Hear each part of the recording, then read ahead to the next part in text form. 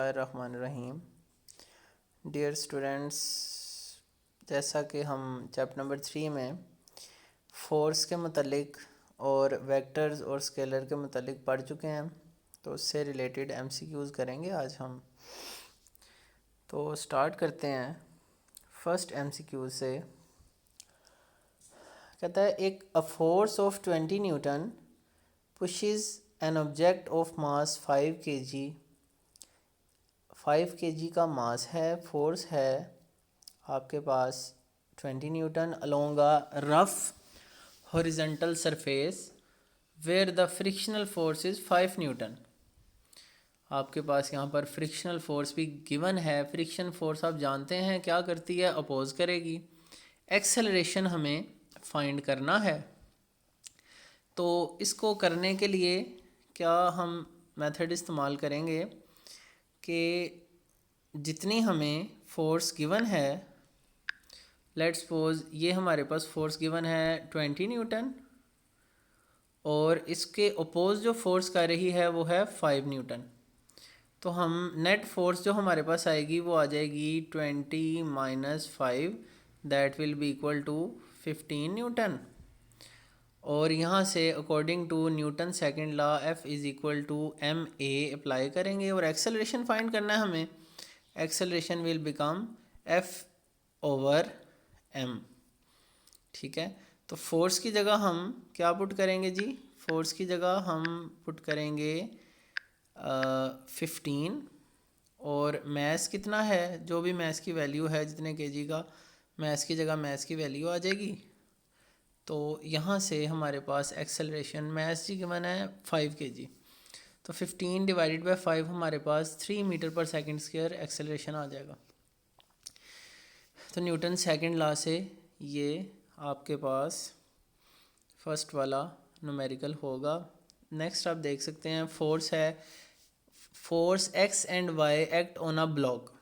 एक ब्लॉक के ऊपर दो फोर्सेस एक्ट कर रही हैं, एक एक्स और एक y, in the direction shows on a scale diagram. Direction आप देख सकते हैं स्केल डायग्राम के ऊपर। In which direction is the resultant force acting. किस डायरेक्शन में रिजल्टेंट फोर्स एक्ट करेगी। ठीक है, तो आप देख सकते हैं कि हमारे पास वेक्टर एक x है, एक वेक्टर x और दूसरा वेक्टर हमारे पास y है। ठीक है, टू साइड्स ऑफ पैरेललोग्राम बन रही हैं। Its diagonal is along b gives the magnitude and direction of resultant force. तो बेसिकली यहाँ पर आपको बहुत सारे वेक्टर्स दिए गए हैं a b c d। वो कह रहा है कि रिजल्टेंट फोर्स किस डायरेक्शन में लगेगी। इसको सॉल्व करने का मेथड ही होता है, ये है टॉपिक। बेसिकली अभी मैंने ये करवाया नहीं आपको, लेकिन मैं आपको थोड़ा सा आइडिया दे देता हूँ कि किस तरह से हम इस तरह की फोर्सेस का रिजल्टेंट निकालते हैं। रिजल्टेंट इस तरह से निकलेगा कि आप देख सकते हैं यहाँ पर हमें जो सिचुएशन गिवन है, एक हमारे पास वेक्टर x है और एक वेक्टर y है। इसको सॉल्व करने के लिए हम ड्रा करते हैं पैरेललोग्राम। पैरेललोग्राम मतलब इस वेक्टर के बिल्कुल पैरेलल एक वेक्टर आ जाएगा ये, और y के भी पैरेलल एक वेक्टर आ जाएगा ये बन गई पैरेललोग्राम। और इस पैरेललोग्राम के जो डायगोनल वेक्टर है, डायगोनल कहते हैं ये वाले वेक्टर को, दिस इज़ द डायगोनल। ये वेक्टर आपके पास क्या बता रहा है, रिजल्टेंट होगा इन दोनों फोर्सेस का, x और y का। This is the resultant vector. ये है वेक्टर का रिजल्टेंट वेक्टर निकालना बाय पैरेललोग्राम से, पैरेललोग्राम से। ठीक है, पैरेललोग्राम मेथड ही है। अगेन मैं आपको यहाँ से रिपीट करता हूँ कि हमारे पास एक वेक्टर था x और दूसरा वेक्टर है y। क्वेश्चन में पूछा ये गया है कि आपने पैरेललोग्राम मेथड से रिजल्टेंट वेक्टर ड्रा करें। वो कैसे करेंगे, आपने पैरेललोग्राम बनानी है, मतलब इसके ही पैरेलल एक वेक्टर ये ड्रा कर देना है और इस वेक्टर के पैरेलल ये वेक्टर ड्रा कर देना है। ये बन गई पैरेललोग्राम। और इस पैरेललोग्राम का जो डायगोनल है डायगोनल वेक्टर, वो आपके पास क्या होता है, रिजल्टेंट वेक्टर। तो अब ज़रा हम देखते हैं कि इस फिगर के अंदर अगर मैं पैरेललोग्राम ड्रा करूँ, वाई के पैरेलल वेक्टर आएगा ये, और एक्स के पैरेलल वेक्टर तकरीबन ये मेरे पास एक पैरेललोग्राम बन गई। और ये तकरीबन बी वाला जो वेक्टर है, एग्जैक्ट जब आप बनाएंगे तो बी वेक्टर इसका होगा रिजल्टेंट वेक्टर। तो यही हमने फाइंड करना था। तीसरा क्वेश्चन है, a metal wire initially 1000 metre long, length 1000 metre है, एक्सटेंडेड बाय 4 मिलीमीटर, 4 मिलीमीटर तक वो एक्सटेंड कर दी गई है, उसको खींच के लंबा कर दिया गया है। When a load of 20 newton is added to it, sorry 2 newton, 2 newton का वेट जो है उसके साथ अटैच किया है, तो वो 1000 मीटर से 4 मिलीमीटर इंक्रीज हो गया। What will be the length of a wire of a further 3 Newton is added, assume that it does not extended beyond the limit of proportionality. कह रहा है कि प्रोपोर्शनल के साथ, वो एक प्रोपोर्शन के साथ वो इंक्रीज होती है उसकी लेंथ। तो देखें ज़रा, ओरिजिनल लेंथ हमारे पास यहाँ पर इसका आंसर मौजूद है। ओरिजिनल लेंथ जो है हमारे पास है वो 1000 मीटर। एक्सटेंशन विद फोर्स 2 न्यूटन से कितनी एक्सटेंशन हो रही है, 4 मिलीमीटर। अंडरस्टूड बात है, 2 न्यूटन अगर फोर्स लगे तो गिवन है हमें कि 4 मिलीमीटर उसमें एक्सटेंशन हो रही है। मतलब 1 न्यूटन की वजह से कितनी हो रही है, 2 मिलीमीटर। 2 न्यूटन की वजह से कितनी हो रही है, 4 मिलीमीटर। और अगर 3 न्यूटन होगी तो 6 मिलीमीटर। उसने कहा प्रोपोर्शन यही चल रहा है। तो टोटल एक्सटेंशन कितनी हो गई, 4, 2 न्यूटन की वजह से और 3 न्यूटन की वजह से 6। टोटल हमारे पास जो एक्सटेंशन है वो होगी 10 मिलीमीटर। ठीक हो गया। तो 10 मिलीमीटर में एक्सटेंशन हम जब निकालेंगे, उसको मीटर में जब कन्वर्ट करेंगे तो 10 को हमें डिवाइड कर देना है किससे, 1000 से। 1000 से जब मीटर में कन्वर्ट करेंगे वो आ जाएगा 0.010 मीटर। ठीक हो गया।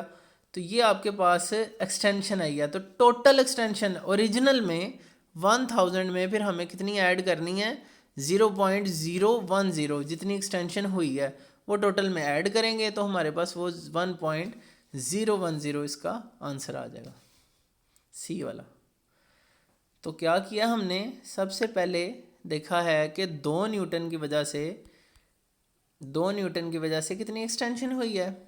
लेट्स सपोज 2 न्यूटन जब फोर्स लगी तो पहले ये 1000 थी लेंथ, तो 2 न्यूटन की वजह से हमारे पास उसने इंक्रीज़ बताया है 4 मिलीमीटर। और 3 न्यूटन जब ऐड हुई इसके अंदर तो एक्सटेंशन हो गई 6 मिलीमीटर। ठीक है। तो टोटल हमारे पास जो एक्सटेंशन हुई है वो हो गई कितने मिलीमीटर, 10 मिलीमीटर। तो मीटरों में इसे कन्वर्ट करने के लिए हम इसे 1000 से डिवाइड कर देंगे, वो आ जाएगी 0.010। और लास्ट पे जो हमारे पास एक्सटेंडेड वैल्यू थी, जो कि गिवन वैल्यू थी उसकी 1000, उसमें हम ऐड कर देंगे 0.010। तो हमारे पास 1001 आपके पास जो इसको ऐड करने से हमारे पास आता है, कितना आता है जी, इसको सम करने से हमारे पास आ रहा है 1.010 मीटर। ये आंसर है इसका। क्वेश्चन नंबर 4 है, कहता है diagram shows an aeroplane turning in horizontal circle. देखें आपके पास हॉरिजेंटल सर्कल में एट कांस्टेंट स्पीड वो टर्न कर रहा है। हॉरिजेंटल सर्कल से यहाँ मुराद ही है कि अगर आप किसी रिंग को किसी सरफेस पे रखते हैं तो आप देखते हैं कि वो रिंग की जो आउटर है सरफेस वो ऐसे है जिस तरह एक हॉरिजेंटल सर्कल, और इस रिंग को अगर आप खड़ा कर दें तो वो वर्टिकल सर्कल बनाएगा। ठीक हो गया। तो अगर मैं आपको विजुअलाइज करके दिखाना चाहूँ तो जो इस तरह से टेबल के ऊपर कोई हम रिंग रखें तो ये हॉरिजेंटल सर्कल कहलाता है, और इस तरह से उसको खड़ा कर दें तो ये वर्टिकल सर्कल कहलाता है। सो हम यहाँ पर बात करते हैं, इस क्वेश्चन में कहता है डायग्राम शोज एन एरोप्लेन, जो कि हॉरिजेंटल सर्कल में, in which direction there are resultant force. Resultant force find करनी है, किस डायरेक्शन में लगेगी। आपको वेक्टर्स गिवन है ए, बी, डी और सी। ठीक हो गया।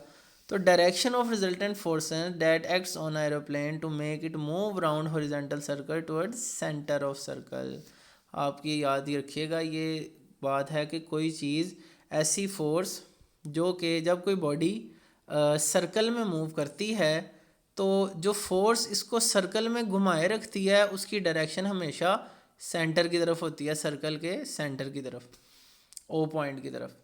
तो सर्कल में मूव करवाती है जो फोर्स उसकी डायरेक्शन हमेशा सेंटर की तरफ होती है। तो यहाँ पर जो फोर्स की डायरेक्शन है वो क्या होगी, टुवर्ड सेंटर।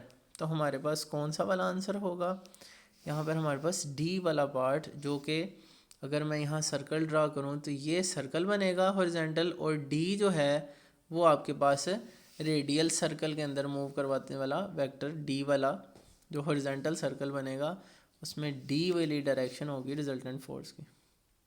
ठीक हो गया। नेक्स्ट बेटा क्वेश्चन नंबर 5 है, a student studies some equation. वो ये नीचे इक्वेशन गिवन है, पावर बराबर है work per unit time, force बराबर है न्यूटन सेकंड लॉ से, मास इनटू एक्सेलरेशन पढ़ चुके हैं हम, वेलोसिटी बराबर है displacement over time. How many different vector quantities are contained in the equation. अब ऊपर देखें, पहली इक्वेशन के अंदर जो वेक्टर क्वांटिटीज़ हैं, पावर वेक्टर नहीं है, वर्क भी वेक्टर नहीं, टाइम भी वेक्टर नहीं है, फोर्स वेक्टर है, एक्सेलरेशन वेक्टर है, दो हो गई, वेलोसिटी वेक्टर है और डिस्प्लेसमेंट भी वेक्टर है। तो चार टोटल इसमें क्वांटिटीज़ वेक्टर हैं जिनकी डायरेक्शन भी होती है।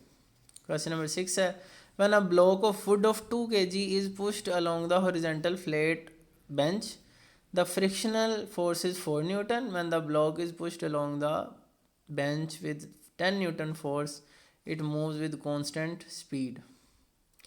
स्पीड फाइंड करनी है। अगर फोर्स उस पर लगे 10 न्यूटन तो उसकी स्पीड कितनी होगी। ठीक हो गया।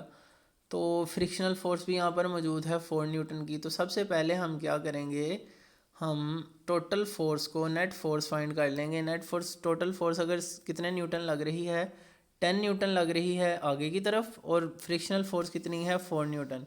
तो हमारे पास जो बॉडी के ऊपर नेट फोर्स लगेगी वो होगी 6 न्यूटन। तो न्यूटन सेकंड लॉ से जो हमारे पास कांस्टेंट वेलोसिटी से अगर बॉडी मूव कर रही है तो हमने उसका एक्सेलरेशन बेसिकली किस तरह फाइंड होगा, ये देखें।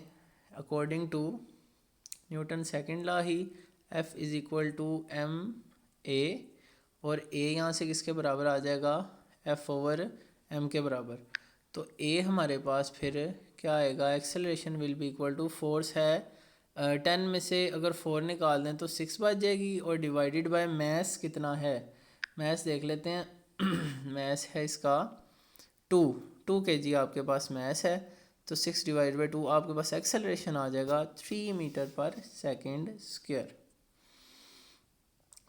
नेक्स्ट बेटा क्वेश्चन नंबर 7 है, the propeller on the board pushes water backward with a force. Water को वो बैकवर्ड फोर्स न्यूटन है 2000 न्यूटन।